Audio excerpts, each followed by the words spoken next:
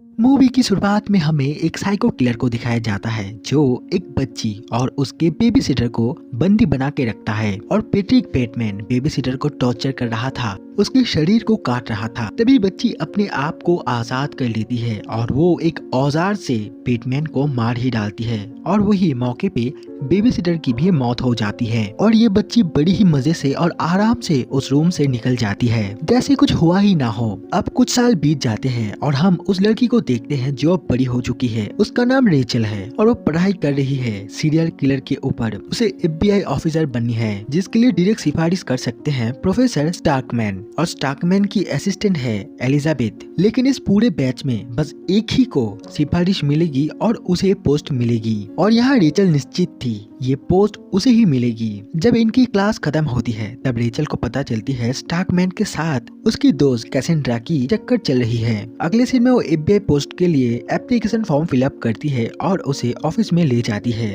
तभी वो देखती है जो लेडी फॉर्म को एक्सेप्ट कर रही थी मिस फ्लेक, वो कॉलेज के सबसे अमीर बाप के बेटे की एप्लीकेशन को रिजेक्ट कर देती है जिसका नाम ब्रायन होता है और यहाँ ब्रायन और रेचल दोस्त थे।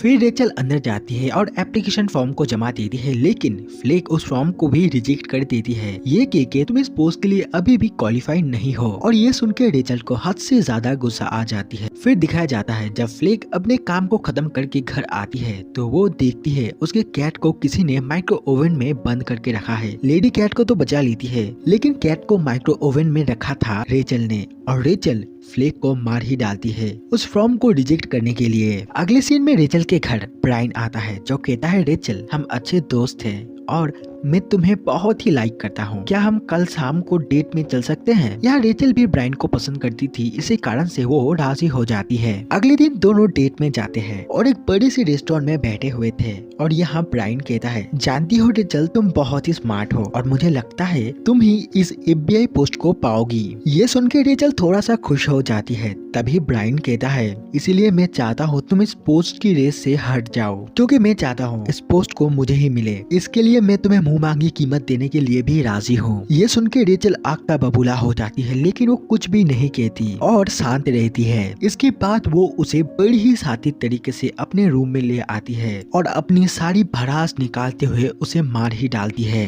और उसके बॉडी को एक जगह छुपा देती है। अगले दिन उसे एक साइकियाट्रिस्ट एरिक डैनियल के साथ दिखाया जाता है। उसकी ट्रीटमेंट चल रही थी और यहाँ वो डैनियल से सब कुछ बताती है वो इस FBI पोस्ट के लिए कितनी एम्बिशियस है और यहाँ डैनियल समझ जाता है रेचल इतनी हिंसक थी वो इस पोस्ट के लिए किसी का भी खून कर सकती थी। फिर जब रेचल जाती है तो डैनियल अपने दोस्त को फोन करता है और उसका दोस्त होता है प्रोफेसर स्टार्कमैन। वो स्टार्कमैन को सब कुछ बताते हैं। वो कहते हैं तुम्हारे क्लास में एक लड़की है जो बहुत ही हिंसक है FBI पोस्ट के लिए। यहाँ स्टार्कमैन सोच रहे थे वो लड़की कैसेंड्रा है लेकिन डैनियल पेशे से एक साइकियाट्रिस्ट था इसी कारण से वो क्लाइंट्स की डेटा लीक नहीं कर सकता है। इसी कारण से वो स्टार्कमैन को लड़की का नाम नहीं बताते। अगले दिन एक स्टूडेंट पार्टी में कैसेंड्रा रेचल से बताती है मैं ना तुम्हें एक सीक्रेट बताना चाहती हूँ, मैं ना प्रोफेसर स्टार्कमैन की गर्लफ्रेंड हूँ और इसी कारण से वो इस FBI पोस्ट को मुझे देने वाले हैं। ये सुन के रेचल की दिमाग खराब हो रही थी, उसके अंदर लावा फट रही थी और वो चुपके से कैसेंड्रा के रूम में जाती है और उसे मार ही डालती है।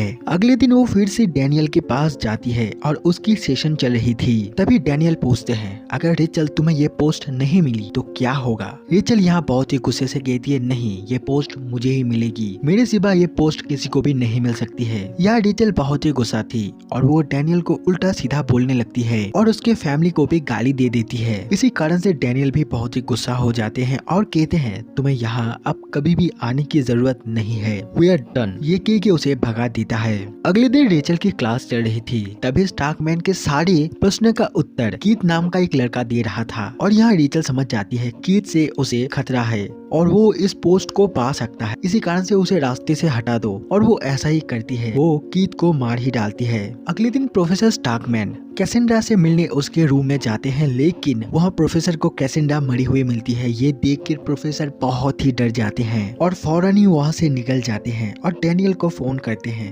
स्टार्कमैन बताते हैं जिस लड़की की बात तुम कर रहे थे उसने सुसाइड कर लिया है, तुम्हारी पेशेंट। यह बात स्टार्कमैन कैसेंड्रा की कर रहा था लेकिन डैनियल को लग रहा था सुसाइड रेचल ने किया है। कारण वही तो उसकी पेशेंट है। और रेचल की बात ही डैनियल ने प्रोफेसर से की थी। मामला पूरा ही कंफ्यूजन भरा है। यहाँ वो डैनियल से ये भी बता देते हैं उसके साथ सुसाइड करने वाली लड़की का संबंध था। यहाँ डैनियल समझ बैठता है रेचल मर चुकी है। अगले सीन में सारे स्टूडेंट को बताया जाता है FBI पोस्ट को इस साल कैंसिल कर दिया गया है, कोई भी पोस्ट नहीं मिलेगी। ये सुन के रेचल बहुत ही गुस्सा हो जाती है और कैसेंड्रा की जिस ड्रेस को स्टार्कमैन ने गिफ्ट दिया था उस ड्रेस को पहन के रेचल प्रोफेसर के पास चली जाती है। दरअसल उसका इरादा स्टार्कमैन को रिझाना होता है। यह प्रोफेसर कैसेंड्रा की मौत से पूरी तरह से टूट गए थे, लेकिन रेचल अपने रास्ते से नहीं हटती और कहती है प्रोफेसर मुझे ये पोस्ट किसी भी कीमत में चाहिए। जानते हैं प्रोफेसर, मैं आपसे 6 साल से प्यार करती हूँ, लेकिन कभी भी दिल की बात सुबह पे ना ला पाई। मैं जानती हूँ मेरी बेबी सिटर आपकी गर्लफ्रेंड थी और जब बैटमैन ने उसे मारा और आप उसे बचा नहीं पाए, इसी कारण से आप गिल्ट में थे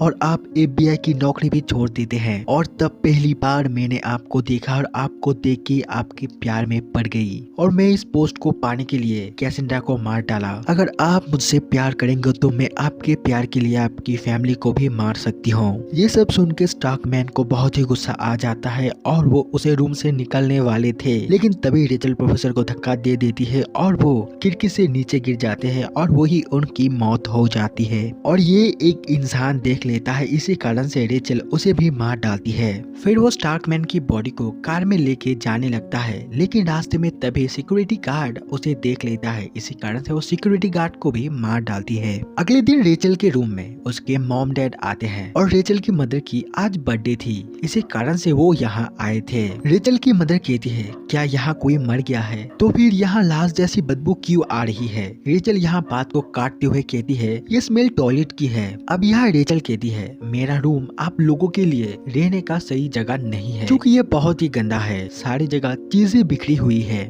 आप लोग आपके होटल में जाकर रेस्ट कीजिए, हम लोग शाम को मिलेंगे, बर्थडे पार्टी सेलिब्रेट करेंगे। इसी कारण से वो लोग चले जाते हैं। वही दूसरी तरफ डैनियल को दिखाया जाता है जो स्टार्कमैन को बार बार फोन कर रहा था, लेकिन वो फोन ही नहीं उठा रहा था और उठाएगा भी कैसे, कारण वो तो मर चुका है ना। अब दिखाया जाता है शाम को रेचल अपने मदर की बर्थडे सेलिब्रेट कर रही थी एक रेस्टोरेंट में और वहाँ डैनियल अपने मदर के साथ डिनर करने आता है और यहाँ डैनियल रेचल को देख लेता है। ये देख वो पूरी तरह से शॉक हो जाता है, क्योंकि उसे लगता था रेचल ने सुसाइड कर लिया है। वो रेचल को साइड में बुलाते हैं और पूछते हैं मुझे कुछ भी समझ नहीं आ रहा है, क्या हो रहा है, तुम तो मर चुकी थी ना, मेरे दोस्त ने तो मुझे बताया था। यह रेचल कहती है मरी मैं नहीं मरी वो है। जब डैनियल पूछता है कौन, रेचल कुछ भी नहीं बताती और वहाँ से चली जाती है और अपने माता पिता से कहती है मुझे जाना होगा क्योंकि मेरा डेट है बॉबी स्टार्क नाम के एक लड़के के साथ। और वही डैनियल बहुत ही कंफ्यूज था, इसी कारण से वो स्टार्कमैन के घर चला जाता है और घर को ऐसे उथल पुथल देख के वो समझ जाता है स्टार्क के साथ जरूर कुछ गलत हुआ है। वो तुरंत ही पुलिस स्टेशन चले जाते हैं और पुलिसमैन उसका दोस्त था, वो कहता है मेरा दोस्त स्टार्कमैन गायब है, आप प्लीज उसकी रिपोर्ट फाइल कीजिए। यह ऑफिसर कहता है कैसा नामुराद साल है ना, इस साल उस कैंपस से 3 मिसिंग केस फाइल हुई है, पहला फ्लेक की, दूसरा रेचल की। लेकिन अजीब बात तो ये थी जब हम रेचल के रूम में जाते हैं तहकीकात करने तो वहाँ रेचल बिल्कुल ही ठीक अपने रूम में थी और वो एक ऑर्फन थी, मतलब एक बेसहारा अनाथ। और ये सब सुन के डॉक्टर डैनियल्स और भी ज्यादा कंफ्यूज हो जाते हैं। वो ऑफिसर को कहते हैं देखो दोस्त, मुझे लगता है ये लड़की रेचल नहीं है, ये कोई और है, मेरे साथ जल्दी कैंपस में चलो। वही रेचल को दिखाया जाता है जो असल में रेचल नहीं थी, वो एक साइकोपैथ गर्ल थी जिसने रेचल को मार के उसका नाम, उसका रूम सब कुछ चुरा लिया था। अब वो रेचल की लाश और स्टार्कमैन की लाश को ठिकाने लगाने ले जा रही थी।